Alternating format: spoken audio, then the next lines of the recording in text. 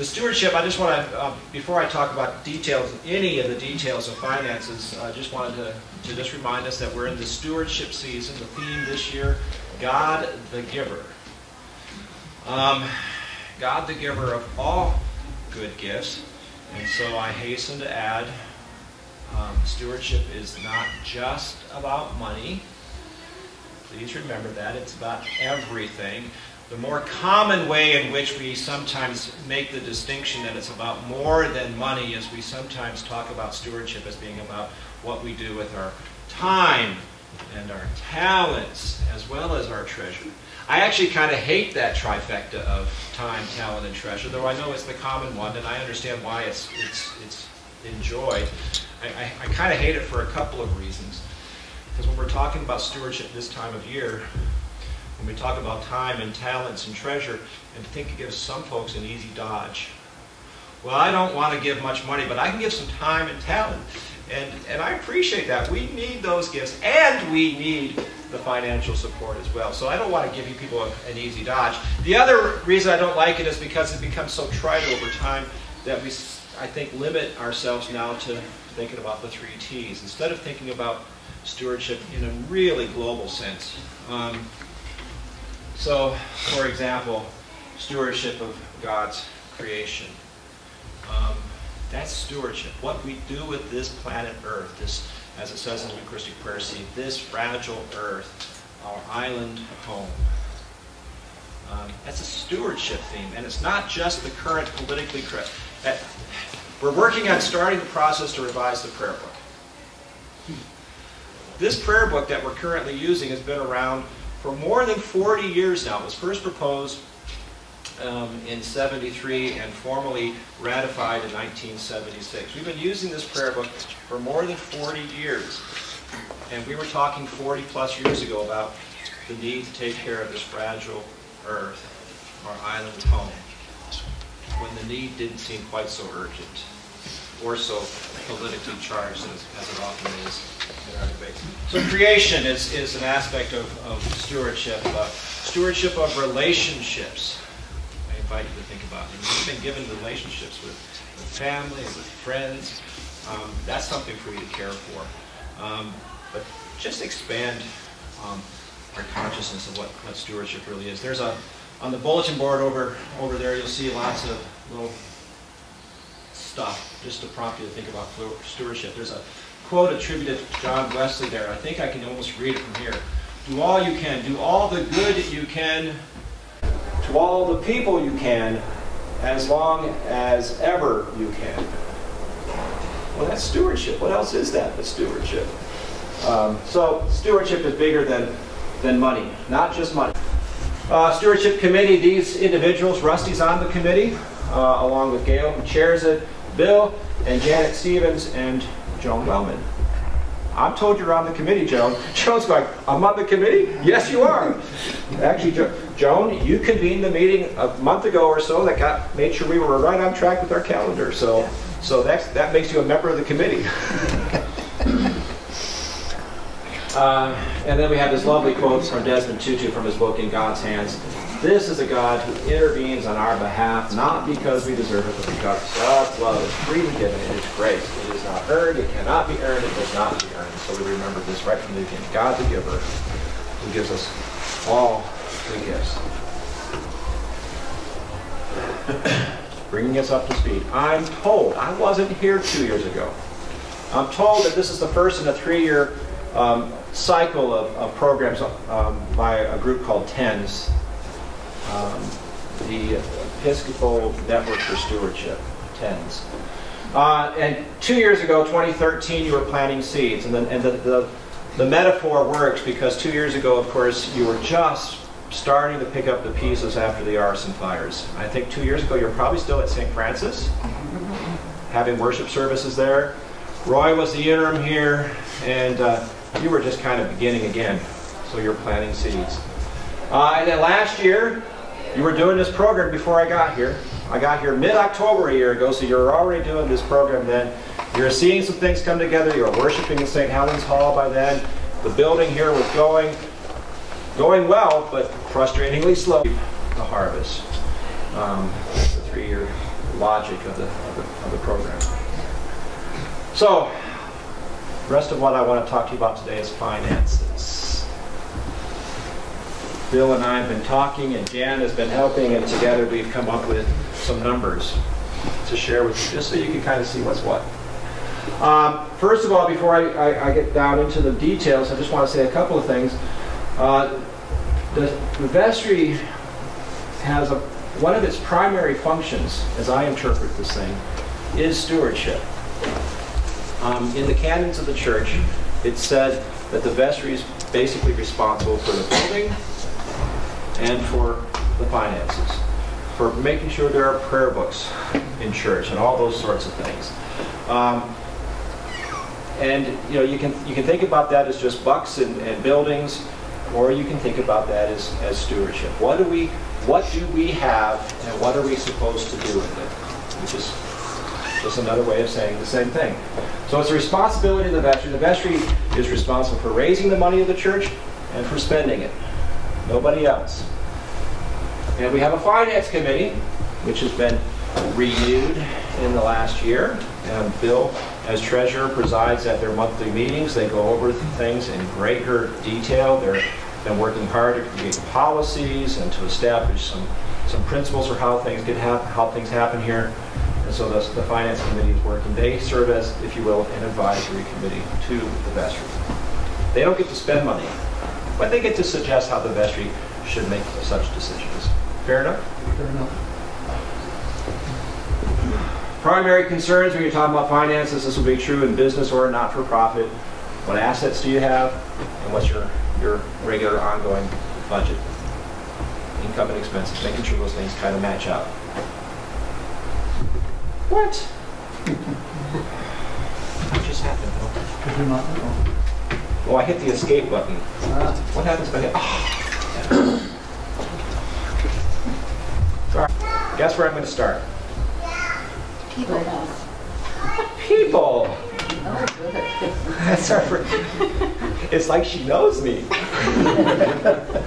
they give time, talent, and Now kind of right back with time, talent, treasure. This was December 2nd last year, our first Sunday back at Trinity Hall, and it's just a good picture of a lot of people there. That's our best asset. And as we more conventionally describe them, it's going to be building and money. That's what we have as we more conventionally describe them. End of the day, over $3 million in assets as we've counted them. It sounds really, really good. And it is. It's a lot. Though I point out that the first line on that is the bulk of it already. It's $2 million right there is real estate and other capital, stuff we have here. And here's the sobering lesson if you don't know it. We can't do anything with that. We cannot sell it. We cannot leverage it to borrow money against it. Technically we can, but the procedures are such that we really can't. There are ways that we could sell it, but in this diocese, if we sell, say, St. Helens Hall across the way, if we sell that property, money goes straight to the diocese. Well, there's not much of an incentive for us to sell that at that point. If we wanted to take out a loan for some reason, there's a process for doing so, which requires at the end of the day that we get permission from the bishop and standing committee. And they don't tend to give permission to borrow money against your assets easily, and for good reason. So we have almost $2 million in assets, and who knows what it's really worth. It doesn't really matter, because we can't really do anything with it. But we have a great building here. That's the upside of the fires. As painful as it was for all of you, and again, I wasn't here, so I don't know firsthand how painful that was. But as painful as that was, at the end of the day, we have a really good building here, and next door too, with all the rebuilding. $270,000 in change as of the end of August. Family kitchen money. Now, Trinity oversees that, but that money is family kitchen money. It was raised by Family Kitchen Board to support Family Kitchen ministry, and we couldn't use it for anything else if we wanted to. not without running afoul of, at the very least, everything that would make us morally scrupulous, but probably also legally liable as well. So we really can't touch that 270,000. Condega shows 3,600 and change. I'll note the asterisk because what I want to tell you is that the Condega auction, which was held not in August but in September, they netted just about 15,000. So that was a good auction. So they'll have something closer to 18, maybe even closer to $19,000 at the end of September. But again, it doesn't help the church broadly. It helps a very specific ministry that the church supports. And we couldn't use that money for anything else if we wanted to either, because it was given for one particular project to support what we're doing in Condega. There's a trust, and this is the single largest identified trust that we cannot touch. That's the Monahan Trust, which was given and established to support outreach ministries. And so it generates income. The principal can't be touched. The income can be used, but only to support outreach. So we start out with all of those things, separated out from the total of $3 million plus. And at the end of the day, everything else we own is $822,000. Yeah, 823, let's round it off. But that doesn't tell this whole story, because we don't have $822,000 in the bank that we can just spend tomorrow. So here's just a quick allocation. The larger part, 3/4 of the wedge, is all the stuff I just outlined from here on up. And only this quarter here, 26%, as we measure it, is at 822,000. Or to look at it that way, okay, same thing. Of that $823,000, this is how it falls out. And I have to allow right now that these numbers are pretty good, but even so, I'm going to gloss over some of the details, because I tell you the details are detailed. Painfully so at some time. We have $300,000+ between building funds and fire insurance settlement funds, which is great to start with. Sometimes people have given straight to the building fund because they wanted to support some particular project. I think I got the Columbarium Fund in here as well, which has just a small surplus right now. But we can't use it for general operations. If it's a gift with those particular conditions applied, we have to honor those. We also have insurance settlement in here as well. We're told, our best guess, because Tom Lowry and others have been doing some work, our best guess is we have maybe something in the neighborhood of $130,000 worth of deferred maintenance issues, primarily at St. Helens Hall. The furnace that's in the sanctuary, it's old. And there are those who are surprised it still works at all. And getting parts to fix it are well nigh impossible. So we know we're going to have to replace that furnace probably sooner rather than later, probably before the winter gets on in earnest this year. Otherwise, we're going to be in trouble. That building is heated by other sets of furnaces, which are a little bit newer, but not much. So I think there are 3 other furnaces in the other part of the building. So 1 furnace for the sanctuary, 3 other for the rest of the building, all of which need to be repaired, replaced. There are plans to do some work with doors, already scheduled and approved. It's just waiting to get done. Sidewalks, if you've walked outside the sidewalks out there, you'll see there are some tripping hazards there. Not a good plan. But round numbers, about $130,000 of identified deferred maintenance. Leave it at that. Of the fire insurance settlement, we think we're all done. They gave us a final check. We signed off on it. We think it's all done. But we're just a little bit careful right now. We don't want to spend all the money that the insurance company has given us just yet, just in case they come back and say, we gave you $4 million over the course of a couple to 3 years. Can we see exactly where you spent that?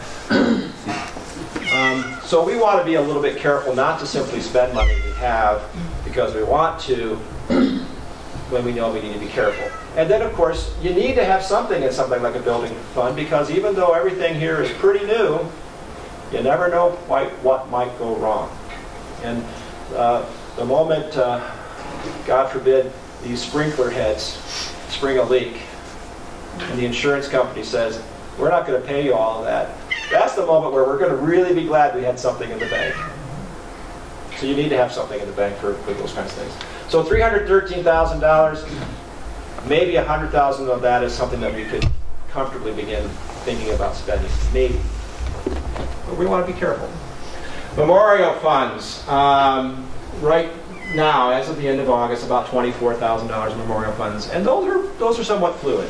There's a feeling you don't want to spend monies that have been given as memorials lightly.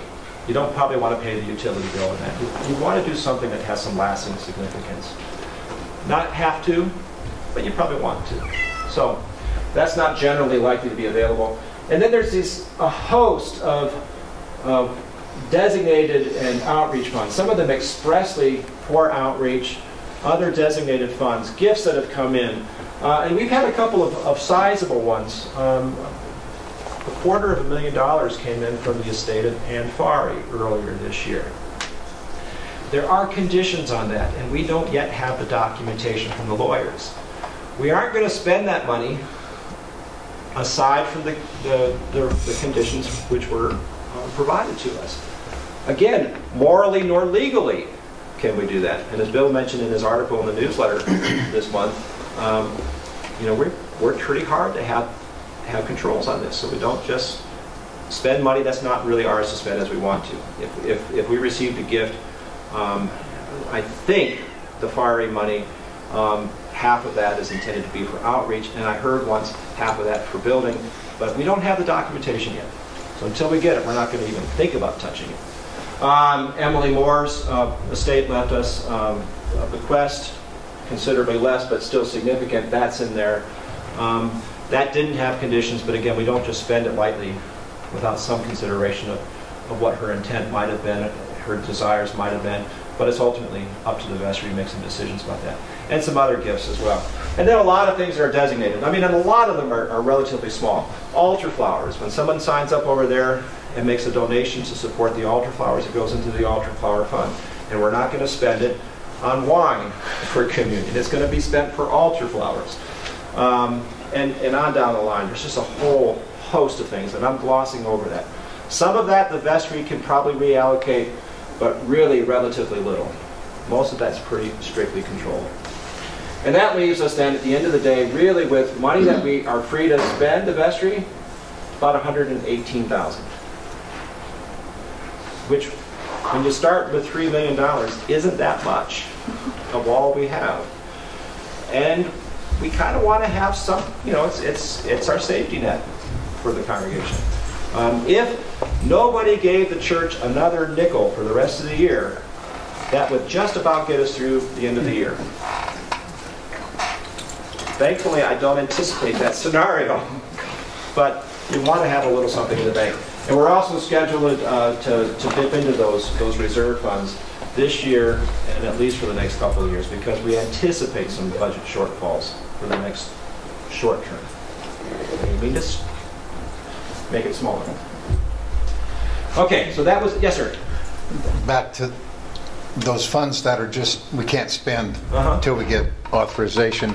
Are they sitting somewhere to get interest? We don't really have the wherewithal to do much. I mean, there's earnings for those right now. We're working on that. That's the next step for the Finance Committee, which has really gotten and running this year and is doing a good job. But there's more work to be done. There's no question. But in the meantime, CDs and the like, so minimal earnings. So, annual budget, income and expenses. Last year's program had this kind of a graphic instead of the God the Giver graphic, which we used earlier. Walking the way, and at the end of it we had 144 pledging units, total of $296,000 and change, $297,000 pledged. It included some new pledges, some increase in pledges, some that held the same, and a few, relatively, who had to decrease. And this was the budget. Rusty, I trust this looks somewhat familiar. because this is the budget that we presented at the annual meeting and was approved at the annual meeting. So that's just showing some historical stuff, where we first started with our budget plan for 2015 and where we ended up. So we went from actual income in 2014 of $361 to a projection of $424,000 this year. To get there required a little bit of an increase in pledge, a significant increase in plate income anticipated. It includes a special gift that we received early in the year before the annual meeting, after the 1st of January, but before the annual meeting, so we knew we had that in the bank. And it included some other funds. This includes a transfer from the foundation, which was significantly more than they had done in prior years. It included a transfer from some reserve funds that we already had, and maybe a little bit more, but pretty much all identified monies that we had, that we knew we had this additional income coming in. And it still required a commitment to raise $15,000 above and beyond everything else up there sometime in the course of 2015. And I haven't gotten there, but I have a $28,000 deficit still at the end of the day. Yes, ma'am? How do you budget for the plate? Mostly it's historical stuff and a little bit of a guess. So they look at how plate giving has come in over the years, anticipate based on trends and everything else what you might expect that year. And I think in the case of this year they said, and with all the excitement of moving back into Trinity and having some stability and everything else, we might reasonably expect that we would do better than we would otherwise project. So I think all of those factors came in. Is that fair, Rusty? Bill? Doesn't that include the sustained people who do not pledge? Doesn't that figure contain that? Yes, and so there are some people who don't pledge but historically give. Yeah, so that's part of the historical pattern, right? So that's just a breakdown so you can see. And what you see is 3/4 of it, 76% here. That's pledge income. Even borrowing against some reserves and other sorts of things as we did this current year, 3/4 of our projected income for the year is from pledge. And here's where we are. As of the end of September, now those are somewhat newer dates than the August dates I had before, so 3/4 of the way through the year, pledge income, probably pretty close to 3/4, which I take to be really good because frankly, I would expect that we do better in the last quarter than we do in the first 3/4 of the year. That's just historically how churches go. Plate income, it's probably not quite 3/4. But again, plate income often has a bit more of a spike at the end of the year than does the other parts of the income streams. Special income, 19,339. I kind of knew what that was going to be. That was a given. Other, a little bit under.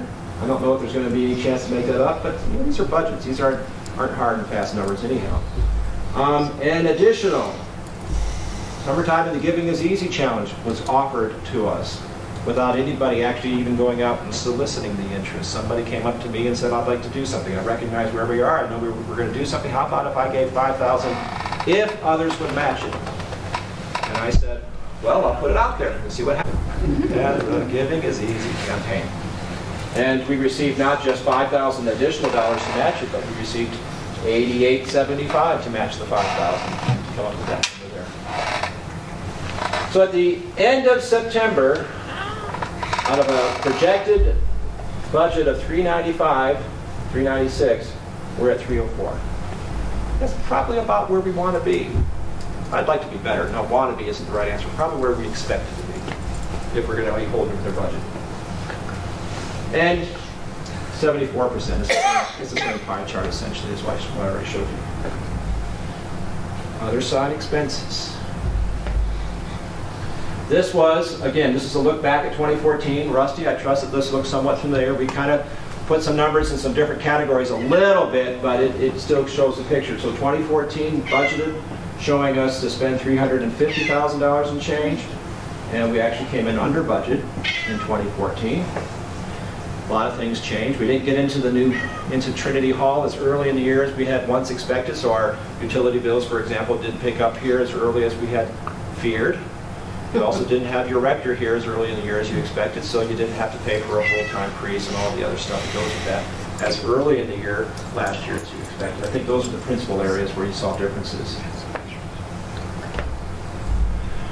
And then this is what was budgeted for 2015. So again, actual for 2014 and budgeted for 2015.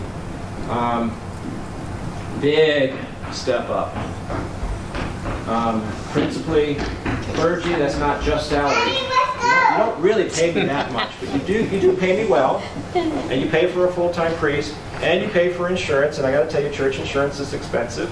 It's expensive everywhere. Church insurance tends to be a little bit more expensive because the personnel pool is older than the general workforce. See you, Rusty, thanks. So you pay a little bit more for church insurance than you would for other insurance, arguably. Pensions in there, expenses are in there. It's the fully loaded cost of everything. If I'm not here, you have to pay for a supply priest to come in, and that's in there too. That's relatively small, but still, it's all in there under clergy.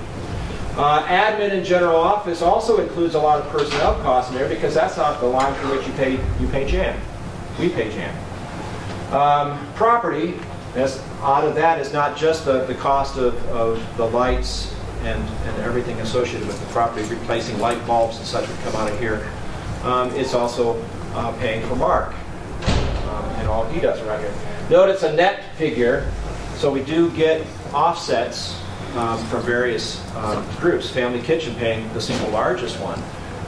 Family Kitchen, the board actually reimburses us for the costs of their using that space. So we have an offset against our property costs.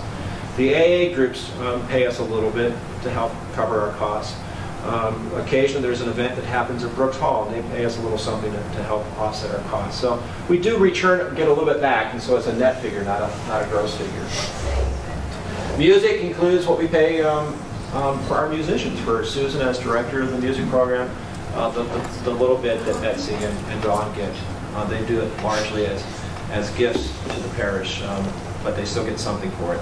So that's in there too. So this whole section here, has a lot of personnel costs, which you can't do much about, unless you're going to make some really hard decisions to cut personnel.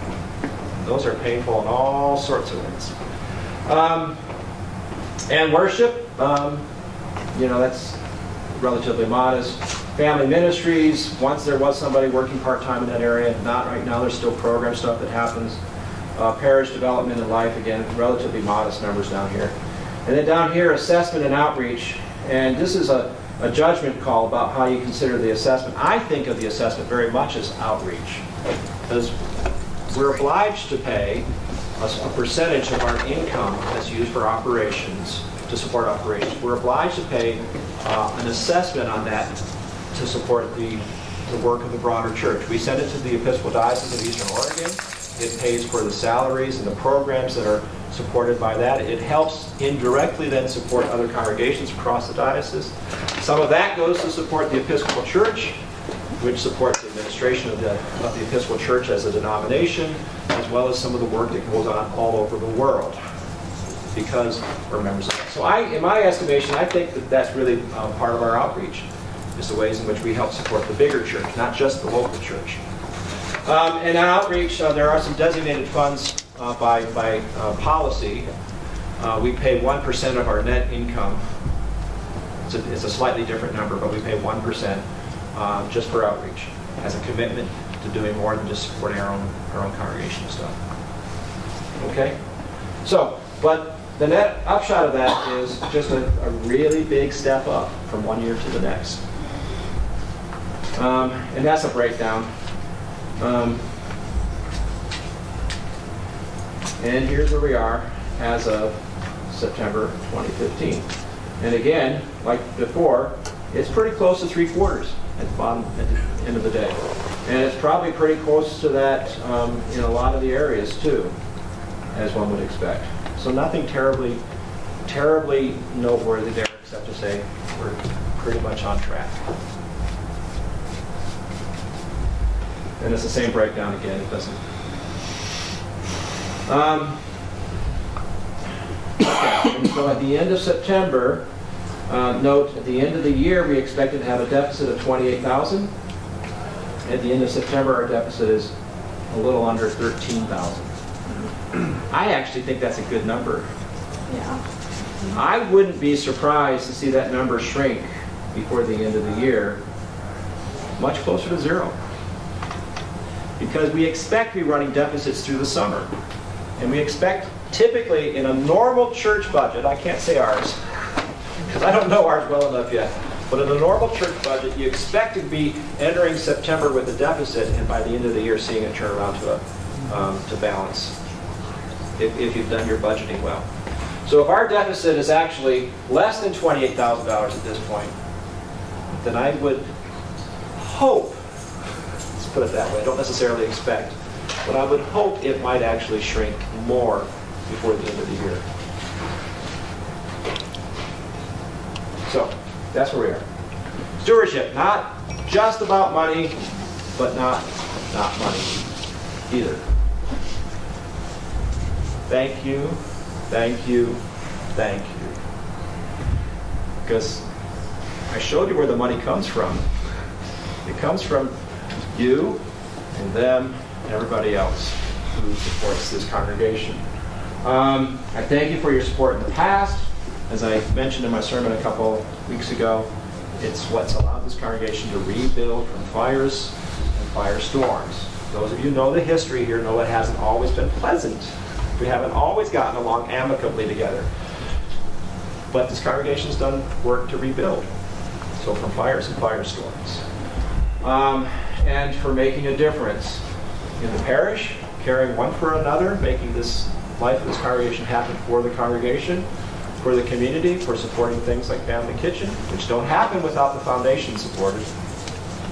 If Trinity disappears tomorrow, Family Kitchen's right behind it. Maybe the community will step up. Maybe not. So you make a difference in the community. And as we learned a bit a couple of weeks ago at our Condega auction, as we'll learn and hear more next week, when Rick Negus is presenting, along with John Boland, when they're presenting on Condega, our trip earlier this year I should say, you'll begin to see a little bit of how we make a difference in the world. And the support for Condega doesn't happen without us. So we make a difference in the parish, in the community, and in the world. And your gift for 2016 will be absolutely critical. Absolutely critical. For at least 4 reasons. The first of which is we have a budget deficit gap that needs to get closed. Last year's deficit projected at $28,000, or this year's, I should say, deficit projected at $28,000, only was as small as that because of some of the fund transfers which we could afford to do this year, and because of some of the special gifts that we received that we can't plan on, and because we did an extra little bit of a lighthearted Summertime into Giving is Easy challenge grant. We don't necessarily plan to do any of those things next year, and we need to see the budget gap not grow. So that's going to be a challenge for 2016. And I would put it to you, we need to do better by our staff.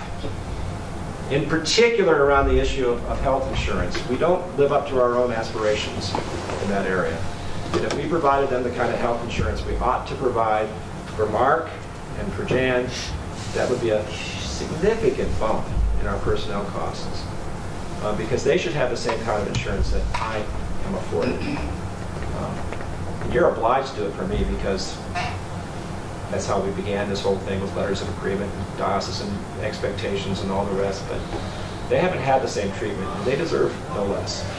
So I would love to see us do better there. And if we are to do more than survive for another year, but to thrive.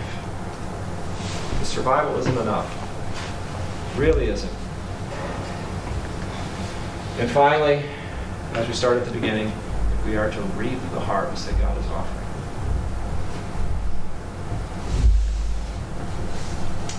So that's what I have for you today.